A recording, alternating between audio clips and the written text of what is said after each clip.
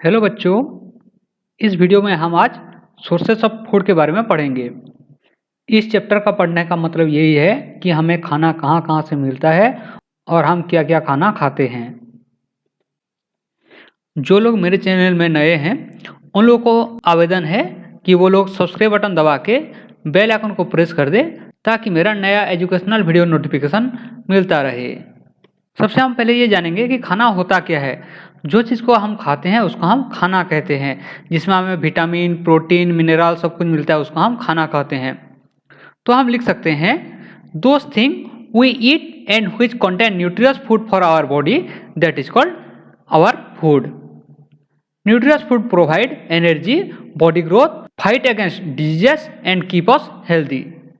अगर कोई भी चीज़ को खाना है तो हमें सबसे पहले उसको पकाना पड़ता है। मान लिया हमें बैंगन मिल गया, गोभी मिल गया, टमाटर मिल गया, आलू मिल गया, तो सबको हम मिला नहीं खा सकते ना।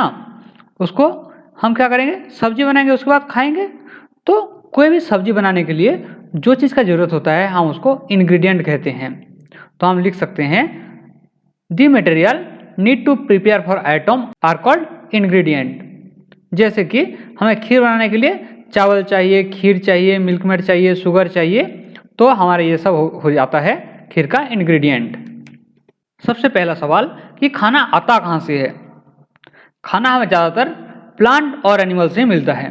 जैसे चावल हो गया, दाल हो गया, चीनी हो गया, ये सब हमें कहाँ से मिलता है?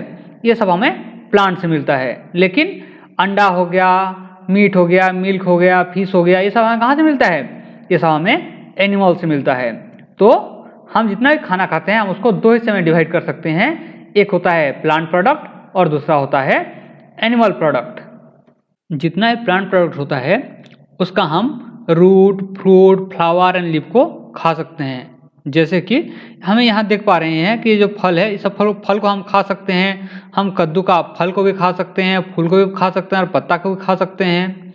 जैसे यहाँ किसका, ओनियन का रूट को खा सकते हैं, और हमारा जो आलू है, आलू का भाई रूट को खा सकते हैं। तो ये सब है क्या, हमें खाने वाला हिस्सा है। तो हम जिस पार्ट को खाते हैं उसको बोलते हैं edible part of this plant. अगर आप कक्षा 6वीं के छात्र हैं तो ऐसे वीडियो को ना देखें, साथ में अपना कॉपी और पेन भी साथ में लेकर रखें ताकि आप नोट करते चलें। अगला है हम लोग का स्प्राउटिंग। स्प्राउटिंग क्या होता है, जब हम मूंग को अगर पानी में भिगो देते हैं तो दूसरे दिन क्या होता है, उससे छोटा छोटा जड़ निकल आता है। तो ये प्रोसेस है उसको हम बोलते हैं स्प्राउटिंग। तो हम उसको लिख सकते हैं sprouting is a natural germination process of seed such as germ and pulse. ये जो भिगा हुआ मूंग होता है ये हमारे सेहत के लिए बहुत अच्छा होता है और उसके साथ साथ ये हमारे डाइजेस्ट में भी बहुत आसान होता है। और इसे खाने से हमें बहुत सारे प्रोटीन मिलता है और साथ में हमें विटामिन ए और सी भी मिल जाता है। तो हम अभी ये देखेंगे कि हमें एनिमल से क्या क्या मिलता है। हमें एनिमल से क्या मिल जाता है, अंडा मिल जाता है, दूध मिल जाता है, सेहत मिल जाता है, और हमें एग भी मिल जाता है, फिश भी मिल जाता है।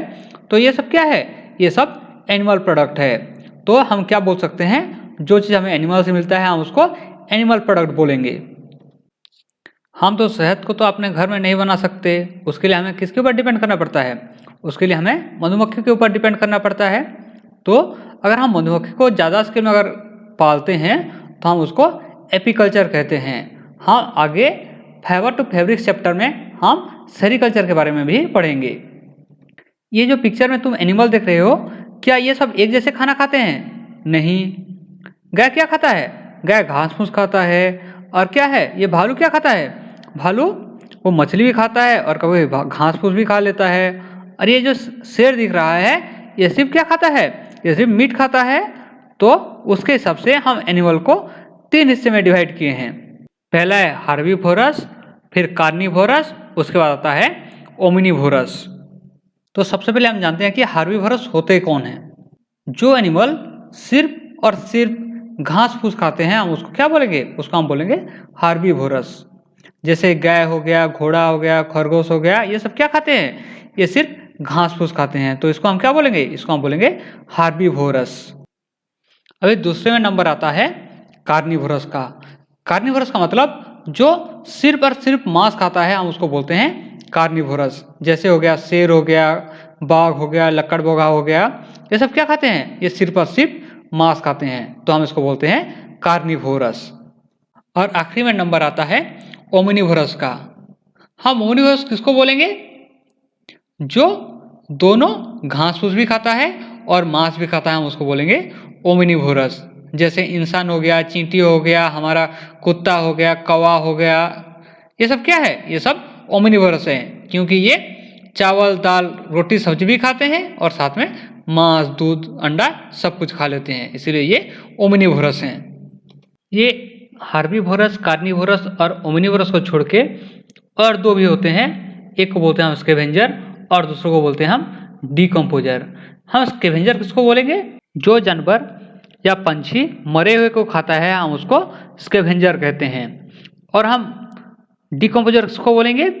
जो मरे हुए को मिट्टी के साथ मिला देता है, उसको हम बोलते हैं स्कैवेंजर। जैसे एक पेड़ क्या हुआ, गिर गया, उसको क्या होता है? उसमें दीमक लग जाता है, उसका धीरे धीरे क्या होता है? वो मिट्टी के में मिल जाता है। तो यहाँ क्या है? दीमक भी एक हमारा डिकम्पोजर है। तो ये जो स्कैवेंजर हैं और डिकम्पोजर हैं, इनका काम क्या है? ये लोग क्या करते हैं? धरती को मरे हुए से साफ करते हैं, ताकि धरती साफ रहे और गंदगी ना फैले। इसलिए हम लोग भी घर में कूड़ादान का इस्तेमाल करना चाहिए और घर को भी साफ रखना चाहिए। हम यहाँ क्या देखें कि जो हर्बीवोरस हैं वो लोग क्या कर रहे हैं? वो लोग घास फूस को खा रहे हैं, और जो हर्बीवोरस है उसको कार्निवोरस खा रहा है, जो कार्निवोरस है उसको स्कैवेंजर खा रहा है, और जब स्कैवेंजर मर जा रहा है तो उसको डिकम्पोजर खा रहा है। ठीक है, तो ये जो चेन है हम उसको क्या बोलते हैं? फूड चेन बोलते हैं। अगर ये रहेगा तो हमारी जो धरती का जो संतुलन है वो बना हुआ रहेगा। नहीं तो क्या होगा? अगर कोई घास फूस नहीं खाएगा तो धरती सिर्फ हरा भरा हो जाएगा। अगर धरती हरा भरा हो गया, कोई हर्बीवोरस नहीं है, तो क्या होगा? कार्निवोरस को खाना नहीं मिलेगा, तो कार्निवोरस मर जाएगा। और कार्निवोरस मर गया तो कौन नेक्स्ट कौन बच गया? फिर अगला है हम लोगों का स्कैवेंजर। स्कैवेंजर मर जाएगा तो हमारा धरती का संतुलन बिगड़ जाएगा। इसीलिए हमारी जो फूड चेन है, फूड चेन भी जरूरी होता है। मैं यहाँ तुम लोगों को जानने के लिए एक फूड चेन का एग्जांपल दिया हूँ। यहाँ जैसे देख पा रहे हैं कि जो सबसे पहला वाला में एक पेड़ है, पेड़ को कौन खा रहा है? उसको हिरन खा रहा है और हिरन को शेर खा रहा है। दूसरे में क्या हो रहा है? एक फ्लावर है, फ्लावर को कौन खा रहा है? फ्लावर को बटरफ्लाई खा रहा है, बटरफ्लाई को कौन खा रहा है? उसको मेंढक खा जा रहा है, मेंढक को सांप खा रहा है और सांप को चील खा जा रहा है। ठीक है, और तीसरे में क्या है? उसमें फ्लावर है, फ्लावर को कौन खा रहा है? मछली खा रहा है, छोटा मछली को कौन खा रहा है? फिर बड़ा मछली खा रहा है, और बड़ा मछली को कौन खा रहा है? उसको बगुला खा जा रहा है। तो क्या है कि ये एक फूड चेन है। नेक्स्ट है हम लोगों का फूड प्रॉब्लम। फूड प्रॉब्लम हम किसको बोलते हैं?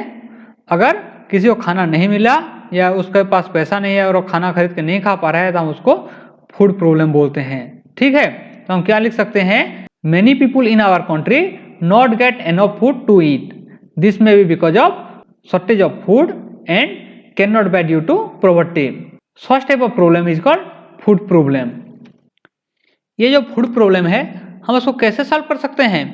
हम अगर अच्छा क्वालिटी का बीज का इस्तेमाल करेंगे, अगर खाना को हम रखेंगे और अननेसेसरी अगर खाना वेस्ट नहीं करेंगे, तो हमारा ये जो फूड प्रॉब्लम है वो कम हो सकता है। मैं आप लोगों को और एक चीज़ बताना चाहता हूं कि आप लोगों का second chapter component of food का वीडियो लिंक डिस्क्रिप्शन बॉक्स में दिया हुआ है, आप उससे देख सकते हैं। हमारे ये सोर्सेस ऑफ फूड का चैप्टर यहाँ ख़त्म होता है। अगर किसी का कोई डाउट है तो कमेंट बॉक्स में लिखें। मैं तुमको वादा करता हूँ कि जितना जल्द हो सके मैं तुम्हारा सारे सवाल का जवाब देने के लिए कोशिश करूँगा। Thank you. और मैं आप लोगों को दोबारा निवेदन कर रहा हूँ कि अगर कोई मेरे चैनल में नए हैं तो सब्सक्राइब बटन को दबा दें, ताकि मेरा नया एजुकेशनल वीडियो नोटिफिकेशन मिलता रहे। Thank you.